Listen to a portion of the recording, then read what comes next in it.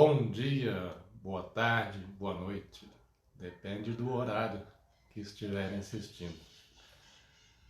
Continuando nosso estudo, capítulo 1. Esse capítulo tem 7 partes. Então vamos ver as 4 primeiras, que é a comunidade dos espíritos puros, ciência de todos os tempos, os primeiros tempos do orbe terrestre e a criação da Lua. Lembrando da introdução, a espiritualidade está em tudo e está antes de tudo. A espiritualidade tem a sua programação, seus objetivos, as suas inter-relações entre tudo, entre todos. Então, antes mesmo da criação da Terra, da existência da Terra, já existia uma programação. Então é uma coisa assim, eterna. Então, já como nós vamos ver no primeiro item aqui, comunidade dos espíritos puros. Eram espíritos semelhantes a Jesus, mesma categoria de Jesus. Então, tudo foi planejado por esses espíritos. Então, desde aí a gente já entende, já tem que ter a consciência de entender a perfeição divina em tudo. Tudo tem espiritualidade, coordenando, programando, planejando, inspirando, protegendo, etc. E isso inclui não só nós como indivíduo, como cada um. Não, engloba tudo. O planeta inteiro, o sistema solar inteiro, o universo inteiro. É muito. Então vamos lá. Capítulo 1, a gênese planetária. Gênese, nascimento, formação, criação. Então a gênese planetária é a criação do nosso planeta, planeta Terra. A comunidade dos espíritos puros. Rezam as tradições do mundo espiritual que na direção de todos os fenômenos do nosso sistema no caso, sistema solar, sistema que nós encontramos a Terra, outros planetas e o Sol, é o sistema solar. Existe uma comunidade de espíritos puros e eleitos pelo Senhor Supremo do Universo, em cujas mãos se conservam as rédeas diretoras da vida de todas as coletividades planetárias. Quer dizer, coordenando o nosso sistema solar, tem uma comunidade, um grupo de espíritos perfeitos, espíritos puros, que Jesus faz parte. Essa comunidade de seres angélicos e perfeitos, da qual Jesus é um dos membros divinos, ao que nos foi dado saber, apenas já se reuniu nas proximidades da Terra para a solução de problemas decisivos da organização e da direção de nosso planeta por 2 vezes no curso dos milênios conhecidos. Quer dizer, na história desse planetinha aqui, essa comunidade ela se reuniu, juntou, fez uma reunião ali por 2 vezes. Quer dizer, foram 2 acontecimentos principais em toda a existência desse planeta. A primeira verificou-se quando o orbe terrestre, orbe é globo, esfera, bola, então orbe terrestre, o planeta Terra, se desprendia da nebulosa solar. Nebulosa, para a gente imaginar, é como se fosse uma nuvem. Então nebulosa é uma coisa que não é 100% físico, é nuvem, como se fosse uma nuvem de chuva, uma nuvem de poeira, uma neblina. Então é aquela coisa mais ou menos que existe, está ali, é grande, imensa, mas é formada por partículas pequenas. Isso é uma nebulosa. Então no caso de nebulosa solar, é a nebulosa que fazia parte do Sol. O Sol era o centro e em volta tinha essa nebulosa, esse conjunto se chama nebulosa. Então tinha a formada de poeira mesmo, poeira, pedaços de rocha, era essa nebulosa solar. A fim de que se lançassem no tempo e no espaço as balizas do nosso sistema cosmogônico e os pródromos da vida na matéria em ignição do planeta, e a segunda, quando se decidia a vinda do Senhor à face da Terra, trazendo à família humana a lição imortal do seu evangelho de amor e redenção. Então, quer dizer, essa comunidade de espíritos puros, angelicais, com Jesus fazendo parte, se reuniu nas proximidades da Terra por 2 vezes. A primeira, para construir o planeta, fazer a programação de construção. E a segunda, para providenciar, planejar, programar a vinda de Jesus até nós, como nós conhecemos a história. Outro item, a ciência de todos os tempos. Não é nosso propósito trazer à consideração dos estudiosos uma nova teoria da formação do mundo. Esse pedaço aqui, Emmanuel quer justificar que ele não está querendo conflito, causar impacto, não. Ele só quer mostrar uma visão do livro, da espiritualidade, a história, mas ele não quer essa parte aqui, e também o livro inteiro, ele toma cuidado de não não bater de frente com outras ideias. E mesmo assim teve problemas, né? Teve problemas com a igreja, com cientistas, mas ele já tenta aqui, desde o primeiro capítulo, tirar essa impressão. Olha, não, eu não quero causar polêmica, o objetivo do livro não é esse. Então é isso que ele quer dizer aqui. Ele não quer mostrar teorias além das teorias que já existiam na época. A ciência de todos os séculos está cheia de apóstolos e missionários.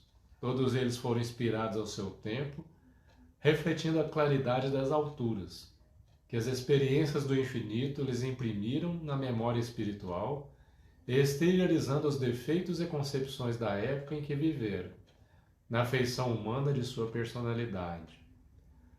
Na sua condição de operários do progresso universal, foram portadores de revelações gradativas, no domínio dos conhecimentos superiores da humanidade.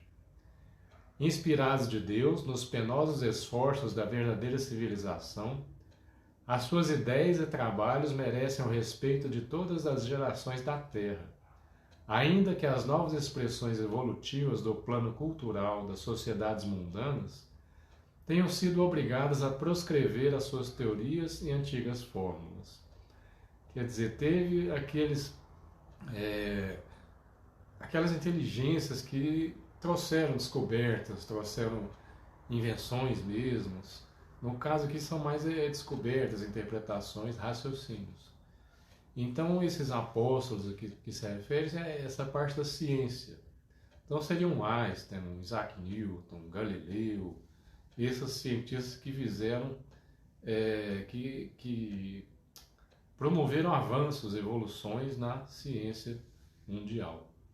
Então isso aí tudo, como diz aqui, tudo veio da espiritualidade através da própria bagagem que esses espíritos traziam de inteligência. E isso foi gradativo. Cada um, após o outro, trazia um pouquinho de progresso além, com correções. Às vezes, por causa da época, por causa do entendimento da população na época, era feito um conceito, admitido aquele conceito, mas podia estar equivocado, podia estar errado. E aos poucos ia sendo corrigido, ia sendo analisado, ia sendo acrescentado, e assim por diante. É o que nós comentamos lá na introdução. Tudo na história se encadeia de uma forma ou de outra, mas sempre progredindo. Então, na ciência, nas descobertas, também acontece isso.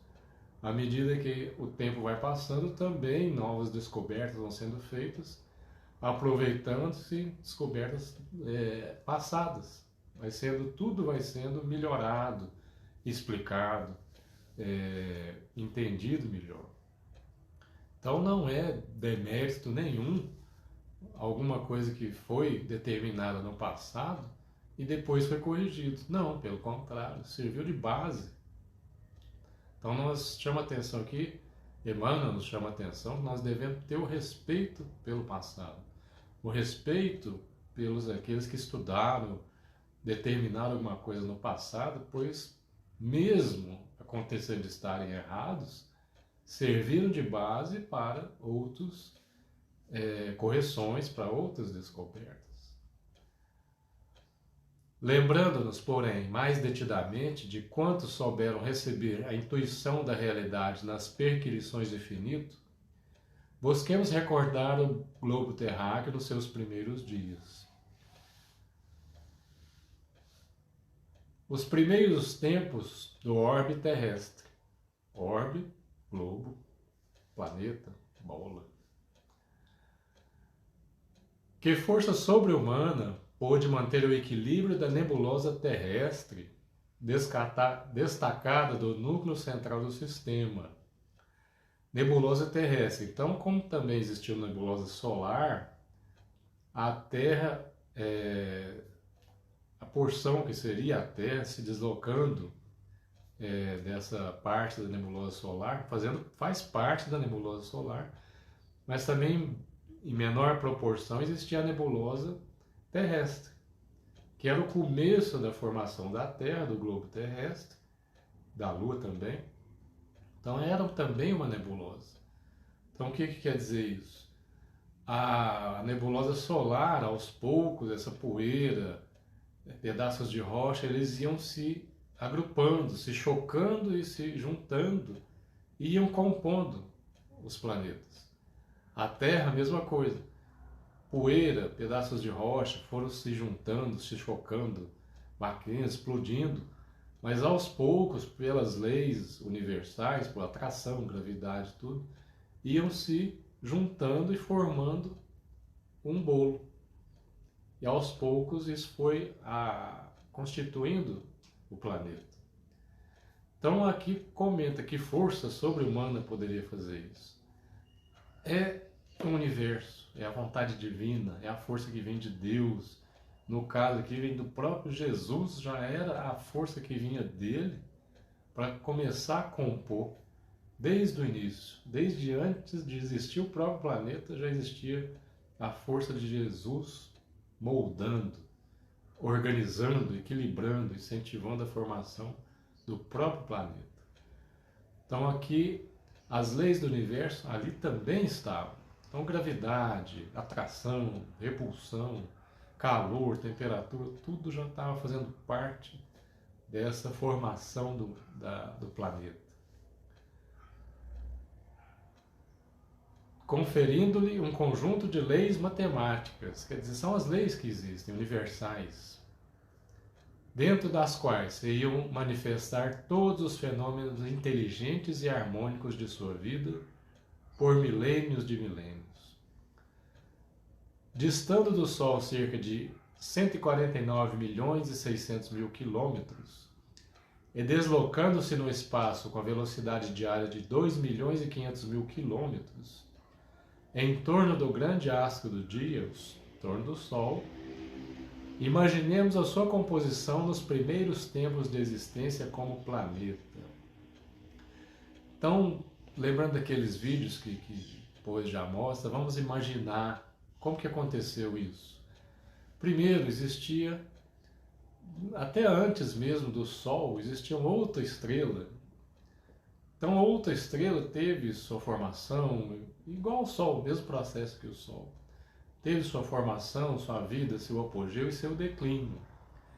No final de uma estrela, quando ela está se morrendo no seu declínio, ela chega num ponto que não tem mais o que fazer, ela explode, simplesmente, puf, explode. Essa explosão gera a nebulosa. Então é igual imagina um balão cheio de farinha, balão cheio de uma bexiga cheia de farinha, aí você explode, ela fica aquela puf. É uma nebulosa. Uma comparação bem rasteira, grosseira, mas é isso. Então a estrela, quando chega no fim da vida, ela chega e explode, puf, fica nebulosa, poeira, pedaço de rocha para todo lado. É aquilo ali. Só que pelas leis do universo, essas leis físicas, movimento, alteração, tudo, essa poeira começa a se movimentar.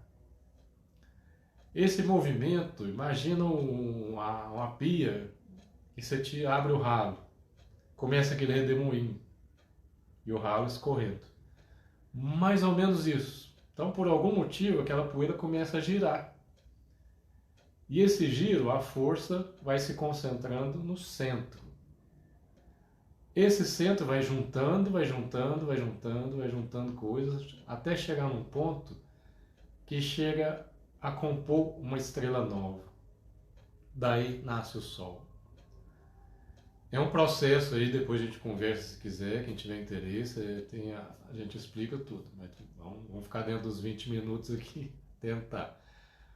Então surgiu o Sol. A partir do momento que o Sol está ali, ele é o centro dessa nebulosa, esse movimento do restante da nebulosa também começa a formar por poeira, atração, rochas, choques, começa a formar os planetas. Daí começa a formar o planeta Terra. Tá? Então vamos ver como que foi esse começo. Laboratório de matérias ignescentes, ignescente pegando fogo, derretendo, quente, absurdo, ignescente. O conflito das forças telúricas e das energias físico-químicas opera as grandiosas construções do teatro da vida. No imenso cadinho onde a temperatura se eleva. Cadinho é um potinho, um recipiente de laboratório onde coloca coisas para levar ao fogo. Isso é um cadinho. Então aqui comparando a um imenso cadinho. Onde a temperatura se eleva, por vezes, a 2000 graus de calor. Como se a matéria colocada num forno incandescente estivesse sendo submetida aos mais diversos ensaios, para examinar-se a sua qualidade e possibilidades na edificação da nova escola dos seres. As descargas elétricas, em proporções jamais vistas da humanidade, despertam estranhas comoções no grande organismo planetário, cuja formação se processa nas oficinas do infinito. Quer dizer, ali estava sendo construído o mundo. A partir da nebulosa solar, começou a formar a nebulosa da Terra, terrestre. Então ali no começo foram se chocando poeiras, chocando pedras, cada vez maiores, chocando e se juntando, se atraindo até formar o planeta na forma circular. Isso tudo não era ao acaso, isso tudo tinha coordenação de espíritos, tinha coordenação da espiritualidade e seguindo as leis universais, física, química. Então ali estava uma bola de fogo e pedra derretida. À medida que vai se chocando, ia gerando calor, pressão e como descrito aqui, descargas elétricas, raios. Então isso aí tudo, calor, pressão, temperatura aumentando, começou também a ter descargas elétricas. É igual faísca, você bate duas pedras que não sai faísca. Então mais ou menos isso, só que imagina isso do tamanho do planeta. Um choque desse sai descarga elétrica. Então assim, hoje um raio faz aquela explosão, destruição, torra tudo. Nessa época era muito mais intenso, eram tipo bombas atômicas. Então isso tudo fazia parte da construção do mundo. É semelhante a ferro. Para fazer o aço, o ferro fundido, tem aqueles fornos imensos, se derretendo ferro. Era o que estava acontecendo. Vidro pega areia, sílica, passa por pressão, temperatura, derrete para fazer o vidro. Então é uma comparação do que estava acontecendo com o planeta inteiro. Ele estava sendo moldado aos poucos. E a criação da Lua. A Lua é importantíssima. Por quê? Porque se não fosse a Lua, o planeta não teria equilíbrio. Então a Lua funciona como uma âncora. A posição da Terra em relação ao resto do universo é graças à Lua.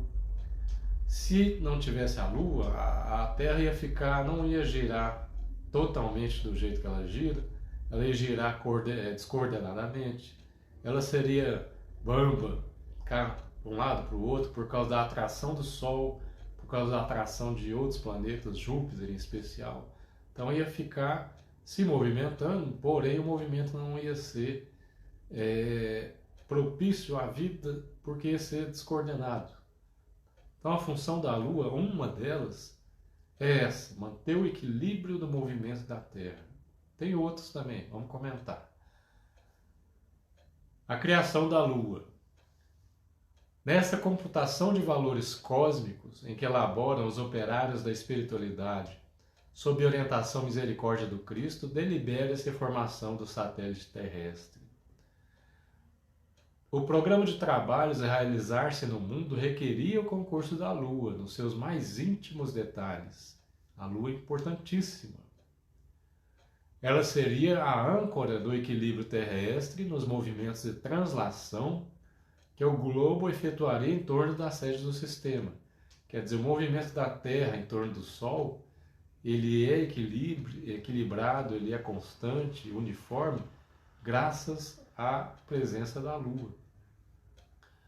O manancial de forças ordenadoras da estabilidade planetária e, sobretudo, o orbe nascente necessitaria da sua luz polarizada. Quer dizer, a luz que vem da Lua, que é refletida do Sol, ela também colabora para a vida na Terra. Então não é apenas só a luz do Sol, não, também a luz da Lua é importante, tanto como luz mesmo, como energia que vem. Então, de uma certa forma, a luz é refletida, mesmo sendo luz do Sol, ela passa por uma transformação e chega até nós com outra modulação, outro tipo de energia, cujo suave magnetismo atuaria decisivamente no drama infinito da criação e da reprodução de todas as espécies nos variados reinos da natureza. Quer dizer, isso aqui é bem complexo, mas assim, as principais funções da Lua são essa parte de equilíbrio do movimento da Terra. Além disso, tem a questão das marés. A Lua influencia diretamente a água. Então a água das marés, seja dos oceanos, seja dos rios, ela sofre a influência da Lua e isso interfere no todo o planeta, seja em movimento, seja em estações, seja na reprodução dos seres vivos, plantas e animais, seja na própria vibração da terra, das rochas minerais. Além disso, a Lua, por interferir na água, tudo é composto de água. Nosso corpo é composto 75% de água. Então a Lua também interfere em várias e várias coisas, se destaca a reprodução. Então, tanto de plantas, vegetais, como de animais, a Lua tem uma participação. Tá? Seja bem mais complexo, mas lembrando das mulheres aí, né? Tem as fases da Lua para cortar o cabelo, vai crescer mais em tal Lua, crescer menos. Também a Lua interfere em várias coisas relativas a isso, reprodução, crescimento, desenvolvimento, inclusive muita coisa de comportamento. Mas isso é outra história. Então, finalizando, esse foi o começo do nosso planeta. A espiritualidade já estava lá desde antes de começar, desde que era poeirinha juntando para aos poucos começar a aumentar essa proporção e chegar ao tamanho do planeta. E daí em diante foi sendo moldado, esculpido, tudo para objetivando, depois de bilhões de anos, a vida começar a surgir. É isso, essa primeira metade do capítulo 1. Leiam, releiam, vamos conversar, ponham suas dúvidas. Qualquer dúvida, põe no grupo, qualquer comentário, põe no grupo, qualquer erro também. Eu não sou 100%, às vezes eu errei alguma coisa. Não, eu não concordo com isso. Vamos estudar. Então, espero que tenha sido agradável, espero que não tenha sido muito prolongado. E qualquer sugestão, qualquer dúvida, vamos compartilhar. Fiquemos com Deus. Até o próximo vídeo.